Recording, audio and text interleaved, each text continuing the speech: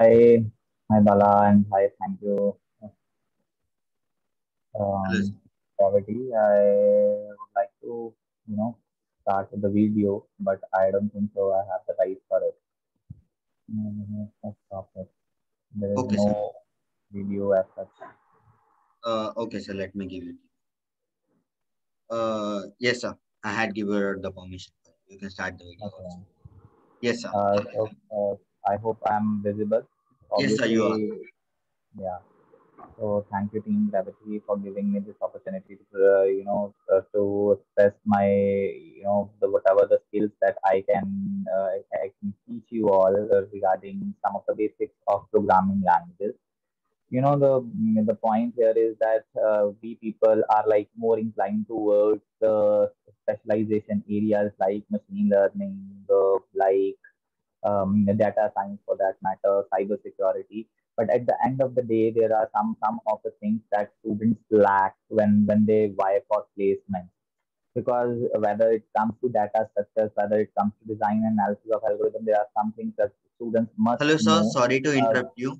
Your yeah. voice is not that much clear, sir. It's coming echo, something like echo. Okay. Yes, sir. So let me just fix it out. Okay, sir. Then.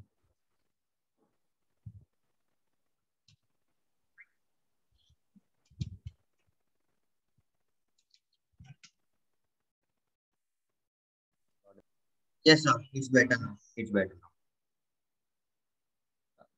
Okay, I would like to ask the attendees, those who are attending the sessions, is my voice audible, everyone? Like, you can put it with your comments so that, Actually, sir, it's one-way communication, but yes, sir, for me, okay. it's very low in voice. I think mic issue it might be. No, no, there is no mic issue as such. I No issues.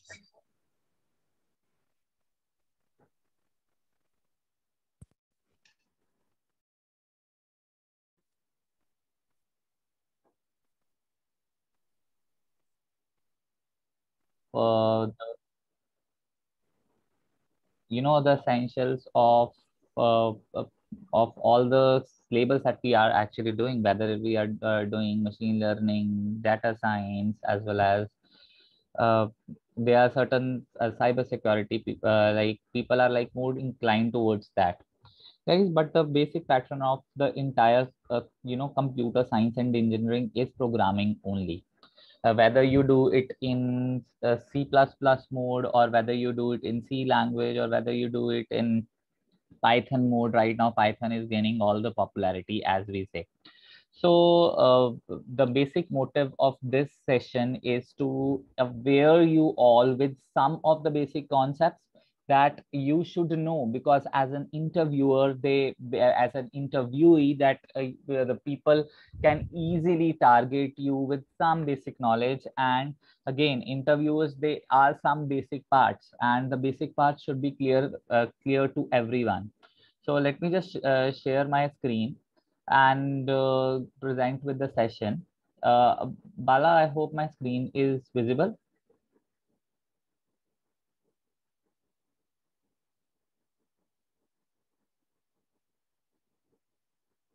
Bala, is my screen visible to all? Yes, sir. It's visible. It's visible. Okay, so I'll start with the session. I'll be taking 25 minutes or to just explain some of the basic parts. If there is anybody having any sort of doubt, you can always ask later. So let me just start with this. The session is ACE in Programming Languages, and this is my introduction. I've been like working in LPU for the last 9 years and completed my doctorate degree. Published around 40 papers. You can always search me, Chirag Sharma, and then watermarking. I have published 2 or 3 books regarding the same thing, conducted around more than, as Bala said, around 150 events. Apart from that, what is the session going to be? I'm just explaining that. The session is going to make you aware with the introduction, why programming languages are important, the syntax of programming languages, input, output statement, decision control statements, arrays, pointers, structures, and classes. Now let's start with the program. What is a program? Now the program is actually a sequence of instructions that basically perform a specific task. Like you have been given a particular problem and you have to solve it. So obviously you will use certain number of steps to basically solve a problem. Now, if I talk about an algorithm is like also step-by-step instruction to solve a program. But what is program is? Program is the logic and the syntax that is required to be used. Like for an example, if we are speaking English language, now I say that I am teaching you all, right? So, but the point here is, if I'm saying that I'm teaching you all, I cannot use the sentence like I is teaching you all, because am and I can be used with am, but unfortunately cannot be used with is. This is actually the rules.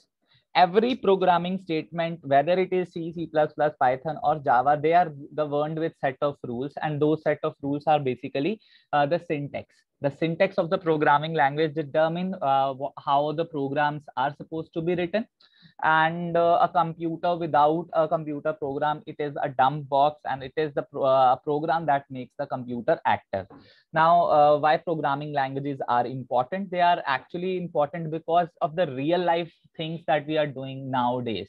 You know, whether it is gaming, whether it is performing real-time computations, or performing certain kind of tasks, whether it is any kind of, you go to any hospital, every hospital is having the hospital management system. You know why? Because they are using those programming languages to basically code them, and they save the records accordingly. So again, we have the list of programming languages that you may study. You may have studied some of them. That is C, C++, Java, and Python. You have studied Basic and Ruby. These are all, you know, programming languages that are very important because every programming language is having a significance of its own. Now, when I talk about C language, it is a very powerful language. Was developed in 1972.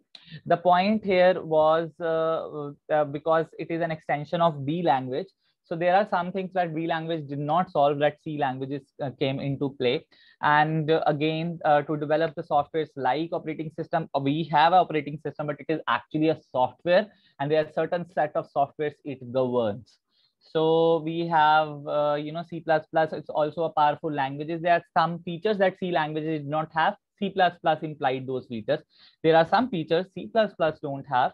Java implied those features. Now, when I talk about any programming language, the syntax is very important. Why? Because you know, you can always use the syntax to basically write the stuff. Like for an example, if I say that I want to basically write a particular code. So every kind of code is governed with the particular rule, and the rule is none other than the syntax. So every programming language is actually a set of grammar rules, in which that those rules must be followed to basically make the program run. Now we are talking about the syntax of C language. Obviously, the syntax of C languages will involve identifiers, keywords, semicolons, comments, and input-output statements, as we all know about that. Okay, so when I talk about identifiers, these are something that we name. Like for an example, in C language, we have a specifier which is known as int. This is by default. It is something which is by default used in that language. Now, this is actually a data type. This is a predefined data type that is not defined by us. So if there is anything that we want to define ourselves, that is known as identifier. So it means if I write int followed by gravity, for example. So gravity is actually an identifier which is of integer type. So this is what this is what the identifiers are. So how you have to name them, there are certain rules and regulations that must be followed. When talk about keywords, these are already defined in the language, whether in C language, whether it is auto, register, go to, these are all, the keywords in which that defines the, programming language. The semicolon, we know that if any program statement has to be written, it must be closed with the help of semicolon, because it actually tells you the ending of programming statement. Comments are something like if you want to document your program and you want to write what program does after every line, so you can use a single line comment, or you can use multi-line comment to define what the program has actually done. You might be wondering that I am going with the basic. Yes, I'm going with the basic part. Obviously, I will have some insights of some things that you may not know. Like, for example, role of header files in as a C++. Sorry, as a particular programmer, we say that we should write hash include stdio.h, hash include ponio.h, hash include any stdlib.h. Guys, are these always required to write in a program? No, they are not required. See, the program is always governed by its main function. You write the header files, you don't write the header files, it has nothing to do. But if you are writing, you can use the functions that are defining inside that header files. Like I say that role of a header file is never a part of a program, right? And these are already coded statements which are used in C++ or C language. It is written outside the main, it is never a part of a program. So we cannot say that hash include iostream, hash include ponio.h, stdio.h is never a part of a program. They are always written outside the main, and anything that you want to write inside the program or inside the main becomes a part of the program. So we have the syntax of identify. We have syntax of C++ again with identifiers, keywords, semicolons, comments, and input output statement. So identifiers, keywords, all are there are different keywords that are used in C++ like class, which are not used in C language, because in C language we use struct, but in C++ we can use struct as well as class both. So these are comments that I have also defined. We have the next one is the insights to the syntax. Header files are always not the part of the program. They are predefined functions which are part of header files like cout, cin for iostream. So these are all something which are the part of header files, but we are not a part of entire program. Sorry. Okay. So next we have the control statements. We know if statement, switch statement, while statement, do while, for, break, go to, continue. These are all control structures which are there in C language as well as C++. Some of them are in Python as well, or Java language as well. Now, the basic insights that I want to basically ask you or basically tell you is that every control structure is having one important thing associated with that. And that thing is that anything that you write after the control structure becomes the part of that control structure. Like for an example, whether I'm writing iterative statement, for statement, do while statement, these are all iterative statements. Why? Because they actually, instead of writing the whole stuff again and again, it's better that you should use the concept of while, do while, or for, because they will use less number of statements, still perform the same amount of task. So that's why the control structures, jump statements, whether it is break, continue, return, and go to, these are basically statements that jump that basically jump from one control to another control in a particular program. Now, important thing that I want to tell you, and you must know, because this is something which is asked in any kind of the test. If there are tests of programming languages, they definitely ask about that. The semicolon can be placed after if, for, and while. If I'm writing, like, guys, just see, if I'm writing if I is less than equal to 5 and semicolon, and I'm writing cout I, what does that mean? That is that the syntax which is wrong?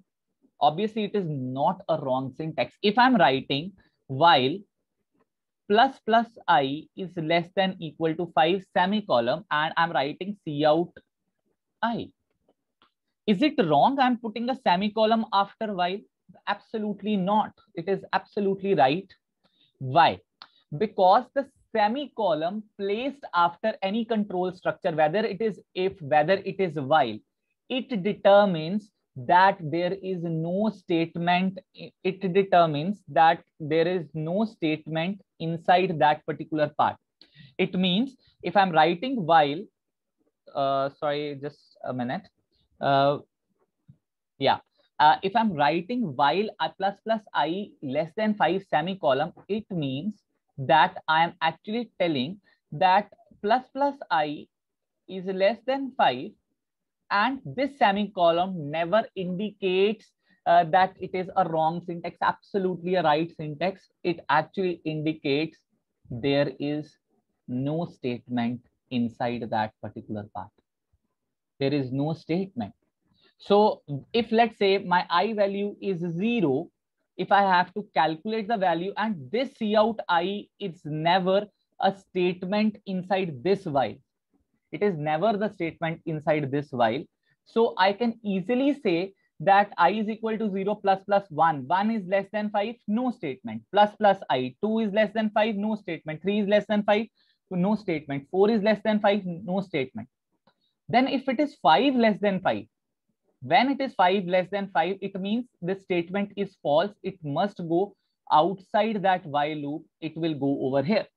And hence, this answer would be 5. So the point here is the semicolon can be placed after if, for, and while. And the statement written after every statement involving if, else, for, while is the statement inside it.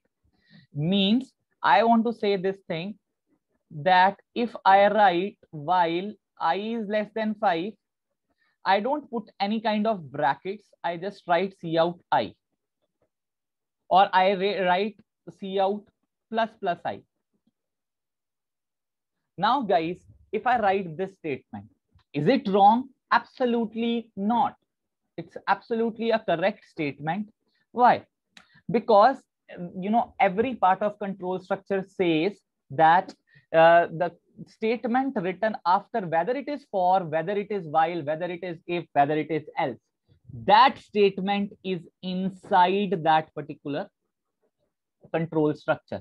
So it means by default, this statement while I is less than 5 and I'm writing cout I. So there is one statement which is inside this control structure, and the second statement, it has nothing to do with second statement, that is definitely outside that control structure.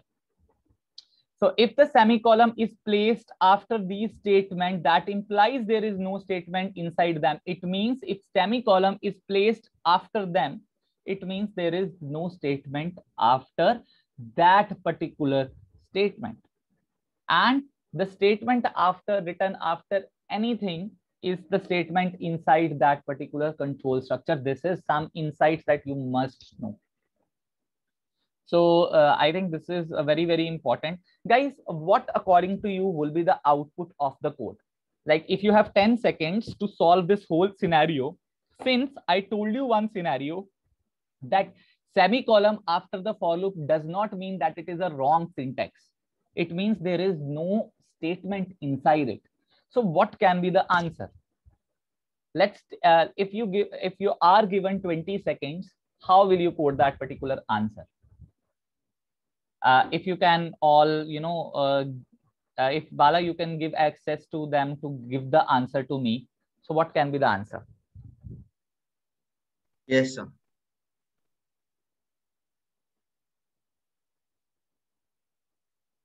Guys, if you are listening to me, if you have listened to what insight I told you regarding the, that particular part, so what can be the answer? Bala, what answers they are giving?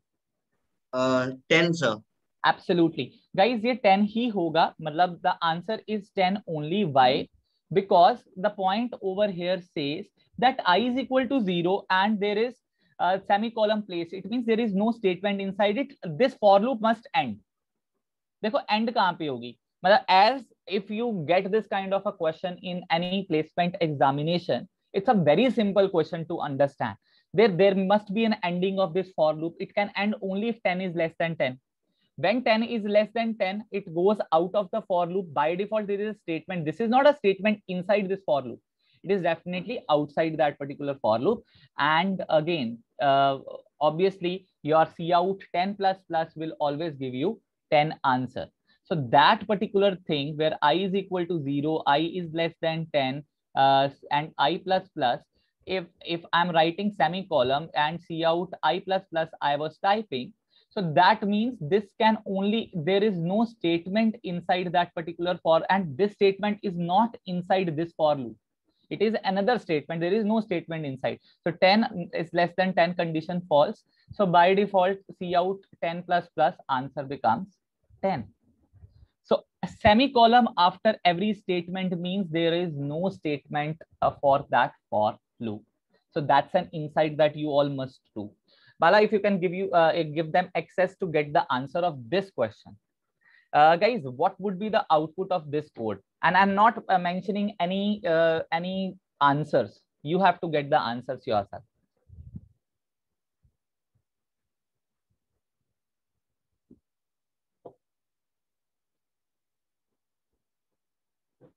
Bala, can you give them access to give me the answers?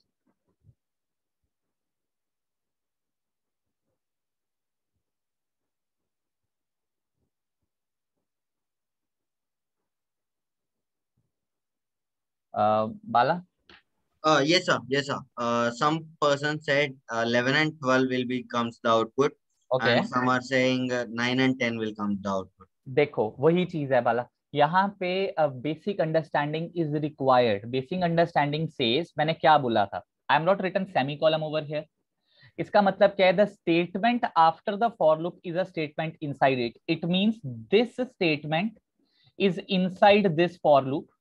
And what about this statement? It is not inside it. Only one statement that comes after the for loop is a statement inside it. It means I have for I is equal to 0, I is less than 10, I plus plus, and only one statement is there inside this particular for loop, and which is percentage d, and I'm writing plus plus I. And this statement, guys, it is over here. Now, how will I code 0? 0 is less than 10, condition true. Plus plus I becomes 1. So it plus plus 0 becomes actually 1. 1 will be printed. 1 plus plus, it comes over here as 2. 2 is less than 10. Plus plus 2, it becomes 3. Now, you don't need to calculate all the steps again and again. There is a pattern that is being followed. 1, 3, 5, 7, 9. So over here 9 is printed. 9 plus plus, over here it becomes 10. Guys, 10 is actually less than 10, which is actually false. So it goes out of that particular for loop, and this statement is outside this for loop, and it will display printf percentage d plus plus 10. It will display 11. So this is my answer of this. Guys, ये inside ही है कि the statement written after any, even if it is written after if there are two statements written after if without any bracket, does not mean it is wrong. It means only one statement is actually inside that particular if. So answer of this will term as 1, 3, 5, 7, 9, and 11. And the logic that I used over here is the statement after the for loop is a statement inside it. So there is only one statement that was inside that for loop, which was a statement after that particular for loop. I hope this is clear to all.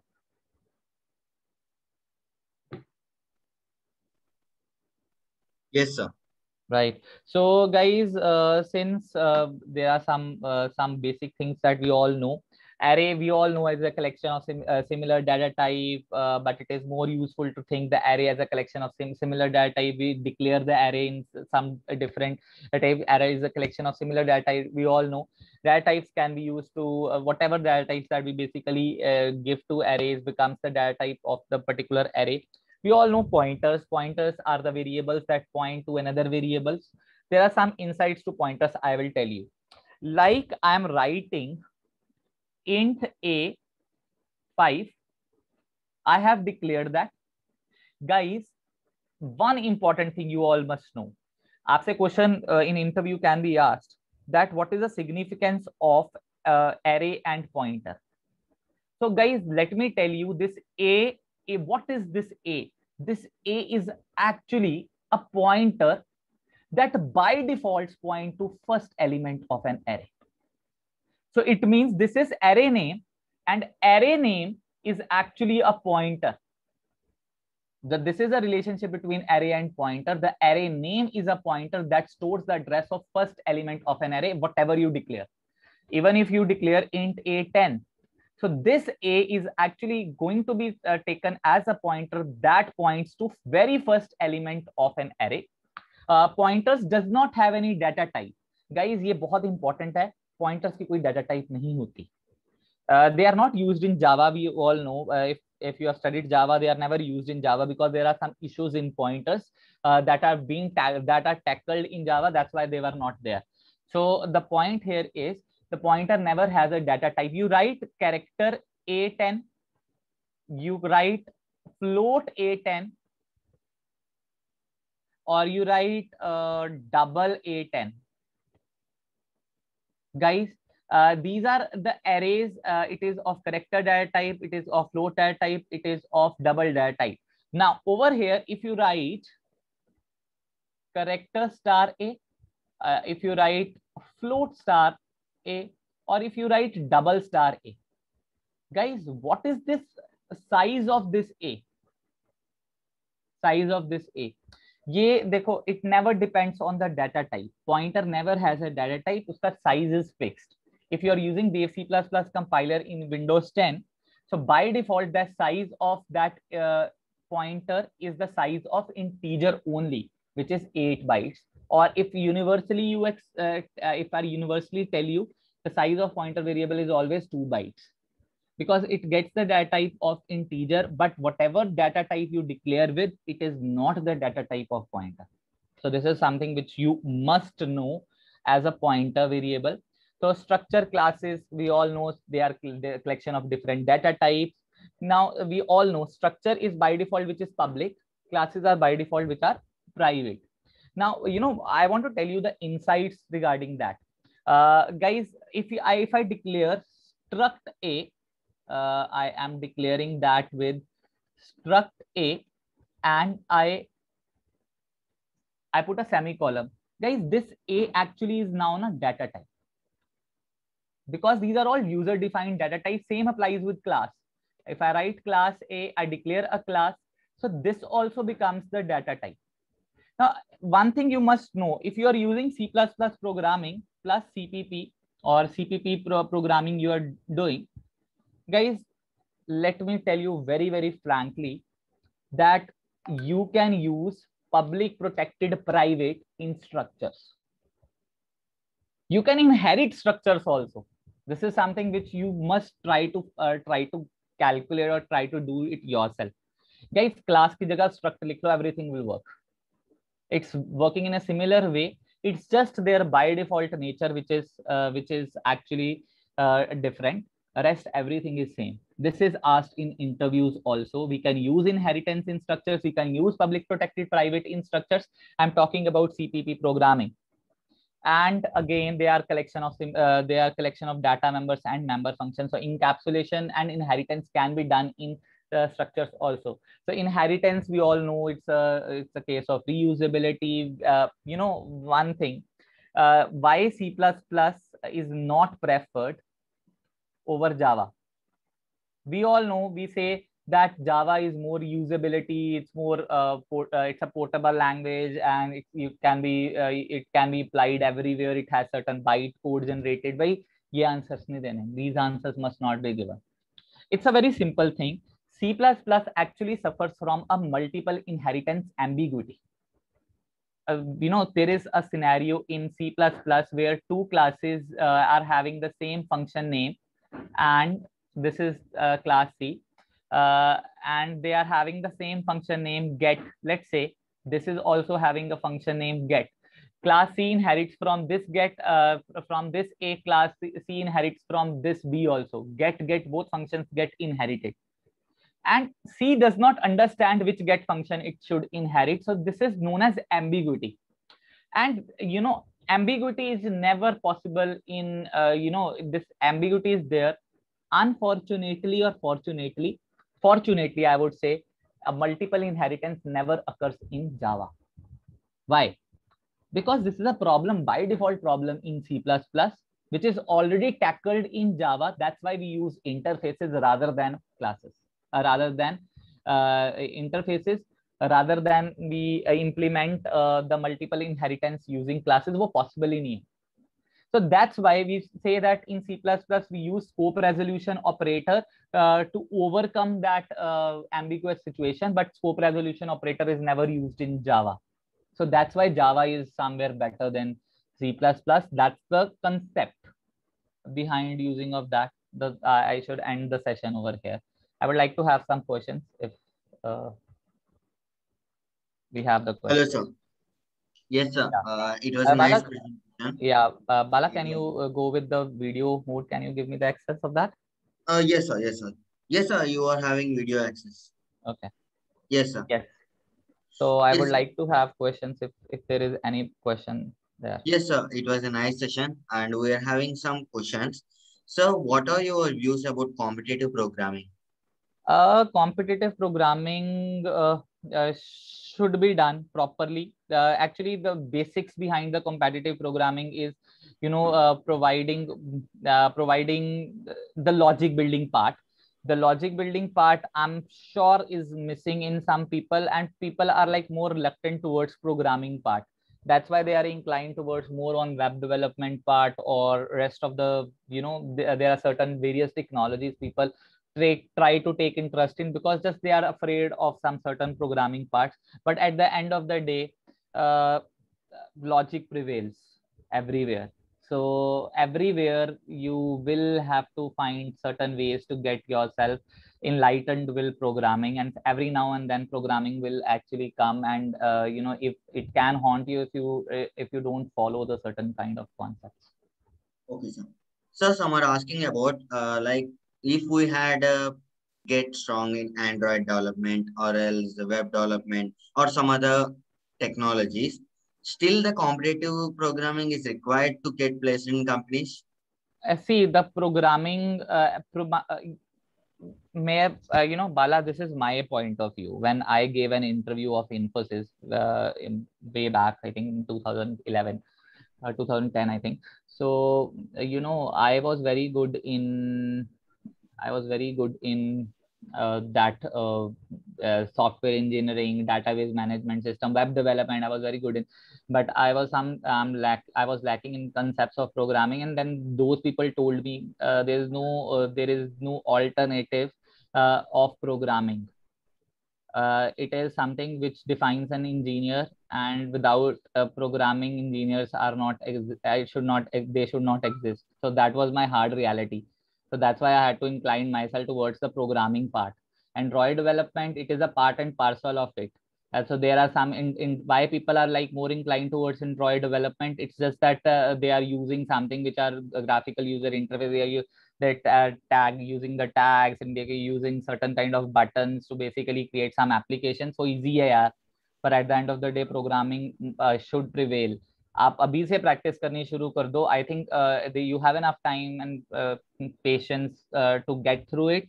Logic आपको आना चाहिए build करना, because वही initially define कर देता है, मतलब for any kind of people to vie for placements. Okay, sir. So, what is there are different programming languages, C, C++, Python, Java. What is the best one for the placements? I think it's a mixture of C and C++ both. C language, why Bala, right now the people in industry, they are all like inclined towards Python also. But when good company comes, they give you options like C++, C, or Python for that matter. They give you options that you have to code certain thing in these languages. So there is no a preference of Java over C++ or C over C++. All are important. C and C++ तो कुछ है ही नहीं. There is nothing, not much of a difference apart from the syntax and certain inheritance parts or certain parts which are C++ has over C language. But when any people come for placement, they give you options to code. So C तो आनी चाहिए for sure. C must be there. C and Python, they are very, very important.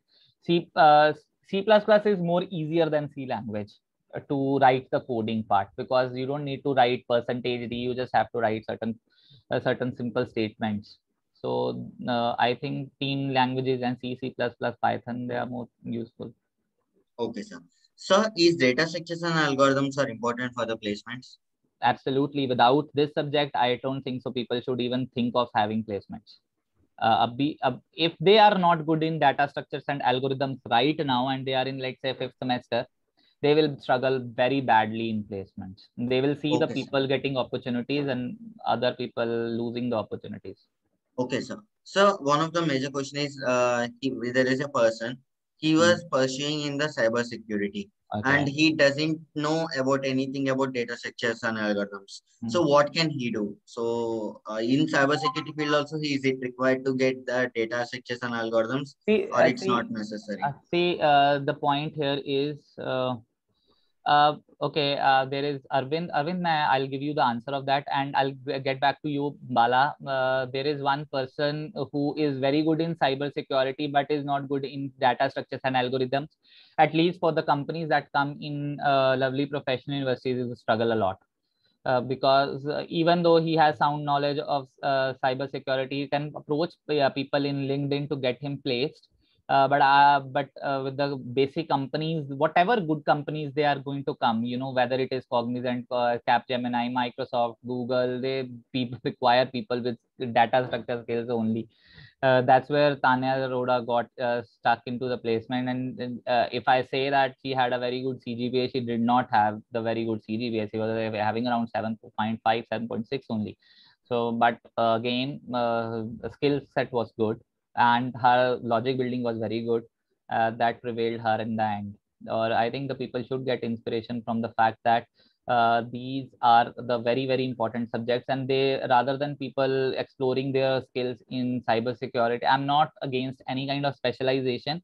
I am actually in favor of data structures and algorithms because they define the person in the form of the logical ability, which people actually like in their industry. Even though they are going to work in machine learning and cybersecurity, or even data science for that matter, they require people with good logic building skill set, and that is only gathered through data structures and algorithm.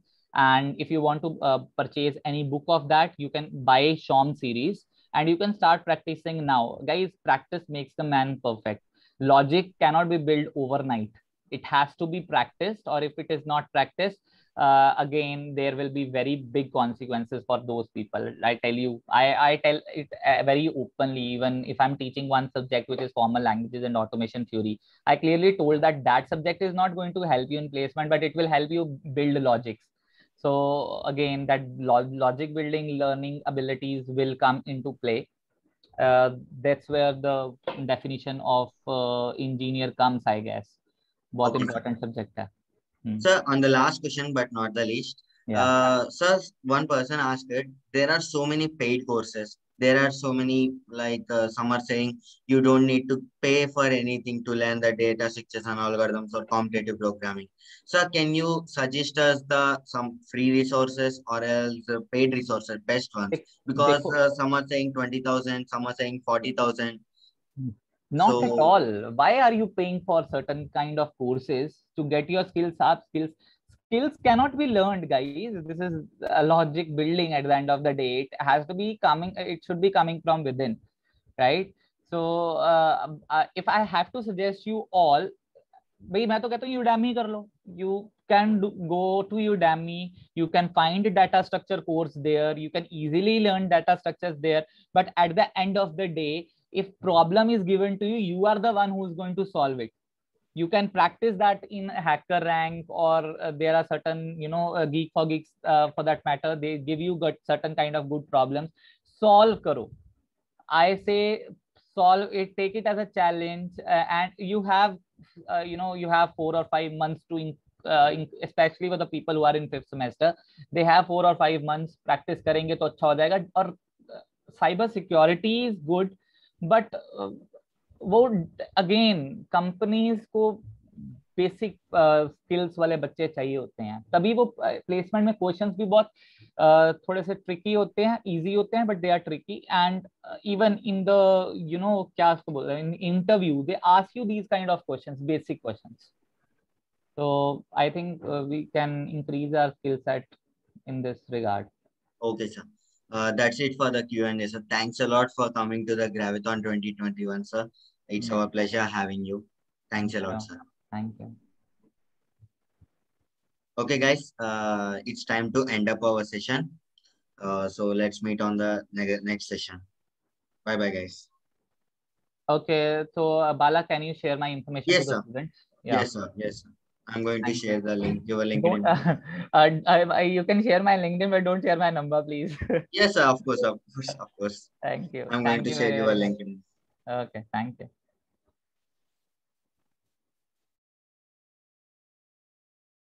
So, guys, you can connect with us, sir, in the LinkedIn, and you can contact him. Thank you. Thank you, guys. Have a nice day.